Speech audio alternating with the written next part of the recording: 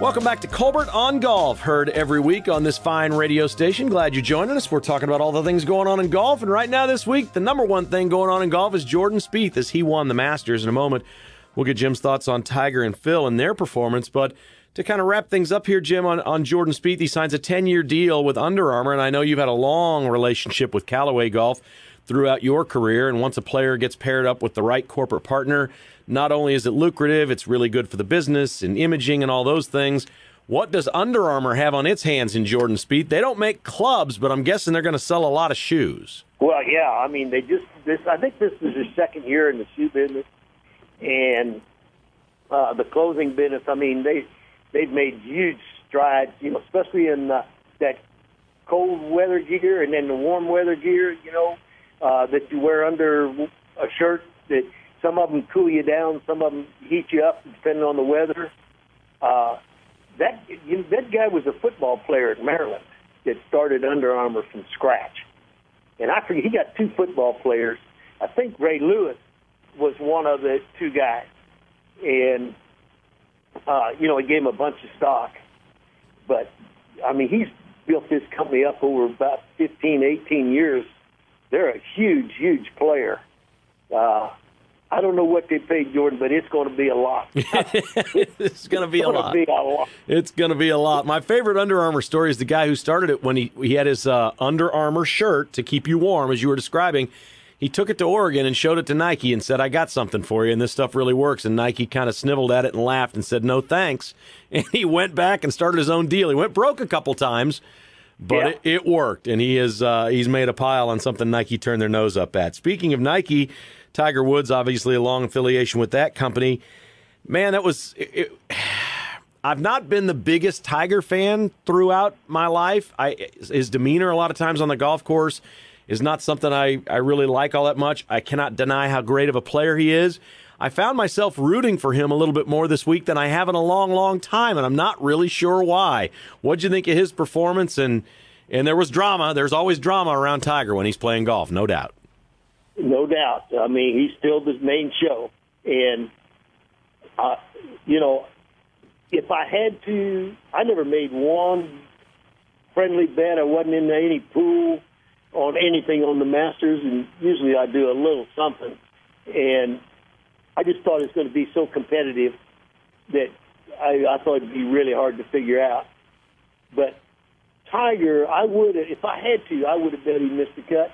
And after Thursday's round, if I had to bet, I would have bet he was going to miss the cut in the second round, because he shot 73 on Thursday, and I mean that could have been 78 easy. And then he came out and he played pretty darn good, on Friday, and he played pretty good on Saturday. But all those were always short game. I mean, he chipped and putted really, really well. Sunday, he didn't hit a fairway until the 10th hole. He never hit one fairway on the front nine. But his short game is back. And his iron play was decent. But, gosh, you can't hit it in a 100-acre field off the tee. It's really hard to score when you're there, the rough is really light. And if you didn't get right up against a tree, if you could swing at it between the pine needles, which is the ball sits up pretty good, you can hit off those. And as long as you don't slip with your feet, and the rest of the rough isn't that high. So if you had a swing in the rough, he hit some great recovery shots. Got it up around or on the green and then pitched up and made it putt for a par. But it's going to be hard to play, like in Jacksonville at the Players or the U.S. Open, right? From those spots. But hopefully he can figure that out. And hard to play if you can't stay healthy. He always seems to aggravate something or do this or that, or there's an awful lot of that going on in his world. Phil Mickelson was terrific. If I read this right, there's been 79 Masters, and Phil Mickelson at 14 under this week would have won 71 times or been in a playoff. I think they said either playoff or won.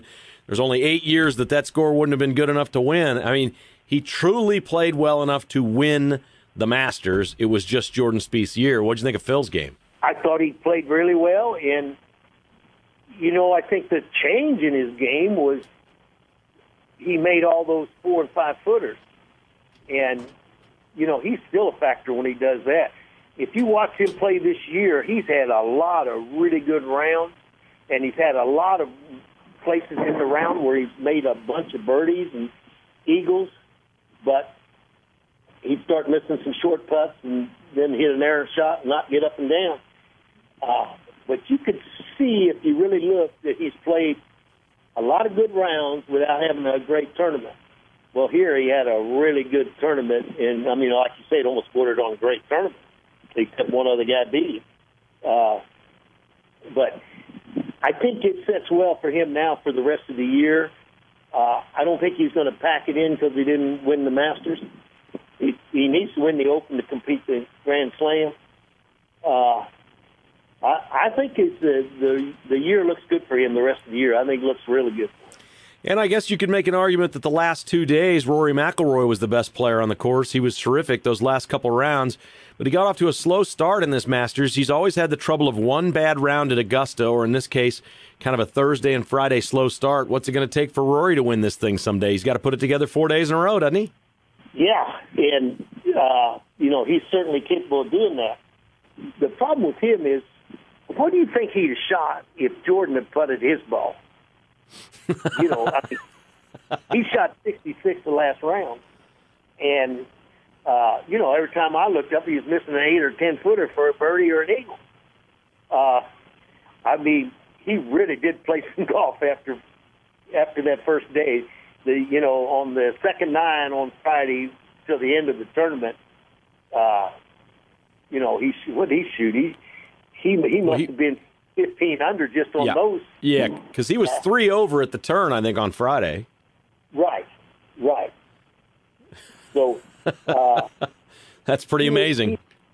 And he's like a lot of them. He's kind of a streak putter. When he's got it, he's got it. And he didn't putt bad. He just didn't make a whole bunch of 15 and 20 footers. And every time I've seen Jordan, he makes every one of them. I can't believe it. And they go right in the middle. So it was definitely quite a display. Jordan Spieth with his putter. All right, we're talking golf with Jim Colbert. When we come back, we're going to talk about his schedule coming up as he's moving back to Kansas this week and playing in the Bass Pro Legends of Golf next week in Branson, Missouri. We'll talk about that and much more with Jim Colbert here on Colbert on Golf. You're listening to Colbert on Golf, built by Midland Exteriors. Online at MidlandExteriors.com. Midland Exteriors. We've thought of everything.